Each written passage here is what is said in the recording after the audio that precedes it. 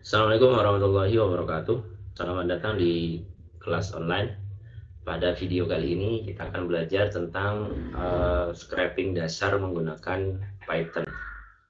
Oke, jadi sebelum kita masuk ke tahap coding, saya ingin menjelaskan workflow dasar dari scraping itu. Jadi alur kerja dari scraping itu biasanya dibagi tiga. Yang pertama kita harus akses websitenya. Kemudian yang kedua kita parsing. Jadi kan ketika kita akses website biasanya kita dapat HTML-nya kalau webnya itu HTML, atau kadang juga bisa XML, JSON dan lain-lain. Jadi anggaplah kita dapat HTML-nya gitu. Setelah dapat HTML-nya baru kita parsing. Parsing itu maksudnya kita olah HTML ini agar datanya bisa dibaca oleh manusia atau oleh komputer. Kemudian setelah diparsing, biasanya hasil parsing itu tergantung data ini mau disimpan di mana gitu. Kadang ada yang dalam bentuk CSV, kemudian ada Excel, kemudian ada JSON dan lain-lain. Nanti kalau sudah selesai parsingnya, kemudian kita simpan hasilnya.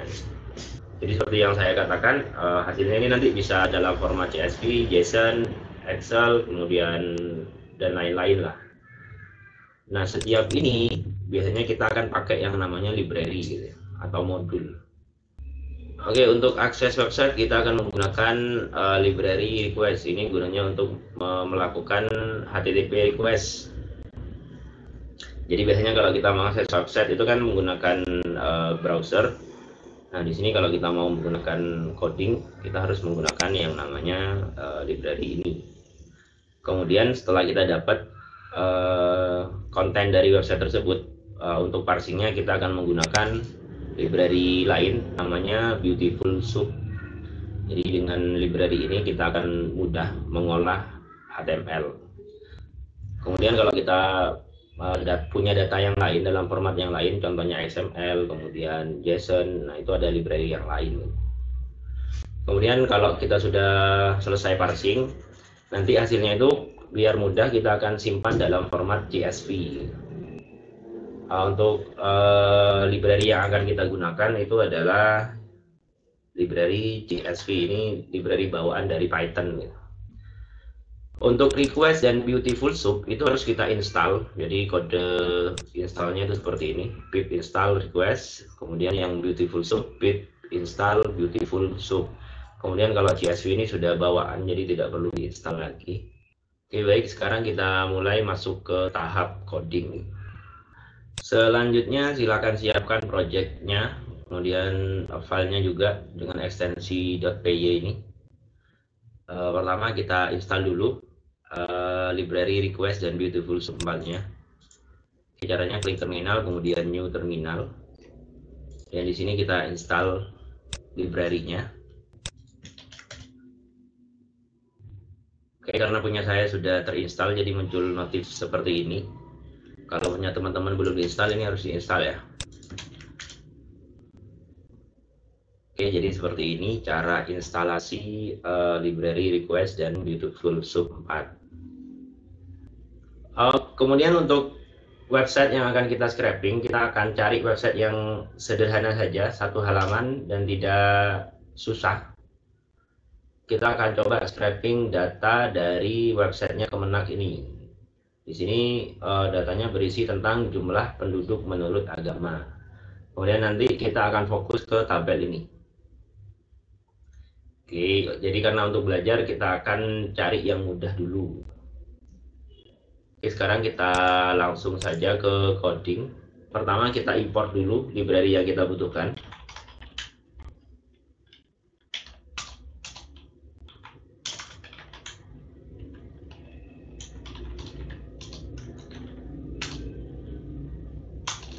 Dan jangan lupa ya, untuk Beautiful Soup ini B dan S-nya itu huruf besar.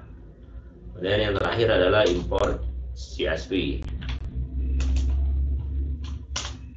Selanjutnya kita buat variabel untuk menampung URL dari website yang akan kita scraping. Oke, jadi di sini kita copy paste linknya.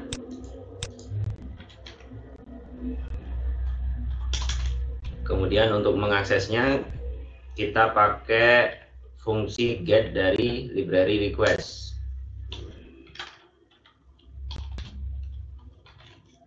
Kemudian jangan lupa hasilnya kita tampung dalam sebuah variabel. Di sini saya beri nama variabel page. Kemudian untuk mendapatkan kontennya kita bisa buat seperti ini, page.text. Oke, pertama kita coba print dulu konten ini.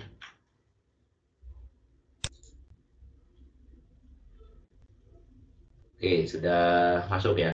Jadi semua coding pada halaman tersebut, coding HTML dan JavaScript maksudnya, itu sudah bisa kita dapatkan. Setelah itu kita akan masuk ke proses parsing menggunakan Beautiful Soup. Pertama kita buat objek Beautiful Soup dulu, kita beri nama BS4. Caranya Beautiful Soup. Kemudian di sini kita isi dengan konten, dan di parameter kedua kita isi dengan parsernya. Jadi di sini kita akan menggunakan HTML parser. Kemudian sekarang kita coba cari tabelnya. Untuk mencari tabel, teman-teman harus tahu tentang DOM ya dan selektor. Oke, caranya kita bisa klik kanan pada bagian tabel ini, kemudian inspect element. Kemudian kita cari selektor yang bisa kita gunakan untuk mendapatkan tabel agama ini gitu ya.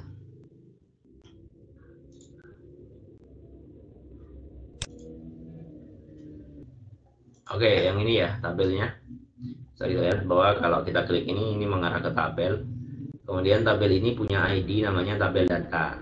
Nah, kita bisa pakai ID ini untuk mendapatkan tabel tersebut. Oke, sekarang kita kembali ke coding. Caranya adalah kita buat variabel dulu untuk menampung tabelnya. Anggaplah tabel agama, kemudian bs4.find ini untuk mencari satu elemen saja. Di sini kita tulis tag tabelnya. Jadi karena tabel itu kan pada HTML menggunakan tag table. Kemudian di sini selektornya kita pakai ID, kemudian sama dengan tabel data. Jadi tabel data itu kan ID dari tabel agama tadi. Kemudian setelah itu untuk mendapatkan barisnya, baris itu kan di HTML menggunakan tag tr. Jadi di sini list tr sama dengan pada tabel agama yang kita dapat dari sini. Kemudian find all. Jadi kalau find itu cuma mencari satu elemen atau elemen pertama saja. Kemudian kalau find all itu berarti dia akan mengambil semua elemen yang sesuai dengan pencarian. Jadi di sini pada tabel agama itu kita cari tr-nya, tag tr-nya atau barisnya ya.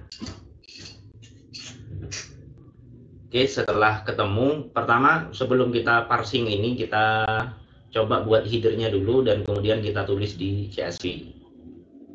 Oke, kemudian untuk headernya itu sesuai dengan ini ya, provinsi, Islam, Kristen, sampai Konghucu, lainnya jumlah dan tahun. Oke, jadi seperti ini. Jadi kita buat variabel header, kemudian list headernya atau kolom headernya itu kita tulis dalam bentuk list.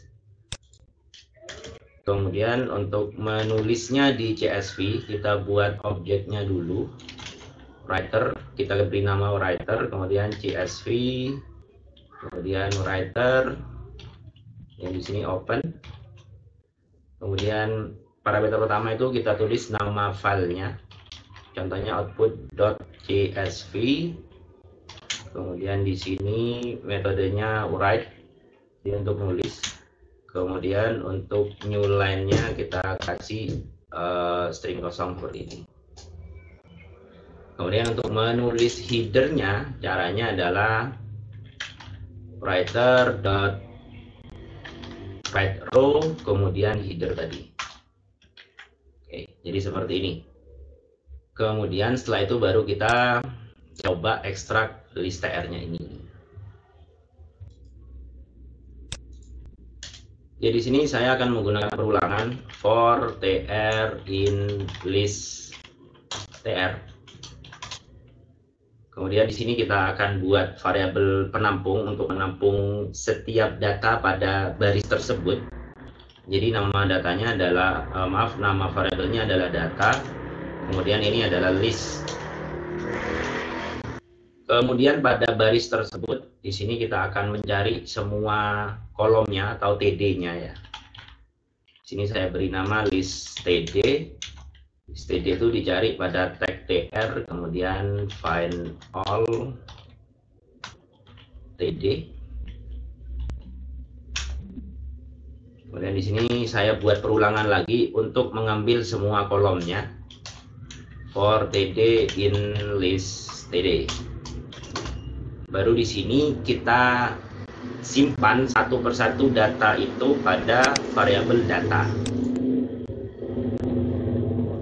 Caranya adalah data.append td.text. Jadi untuk mendapatkan teks pada sebuah elemen kita bisa pakai fungsi text. Oke. Kemudian kita keluar dari perulangannya. Jadi ini silakan diperhatikan. Harus sejajar dengan for ini ya.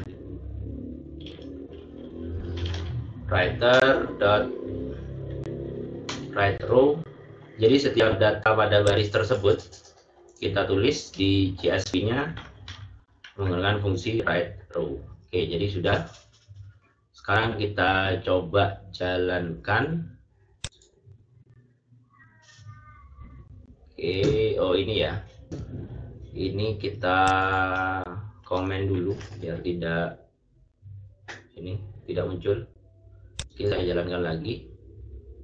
Oke, selesai. Kita coba cari datanya. Oke, ini outputnya di sini. Kita coba jalankan. Nah, ini ya.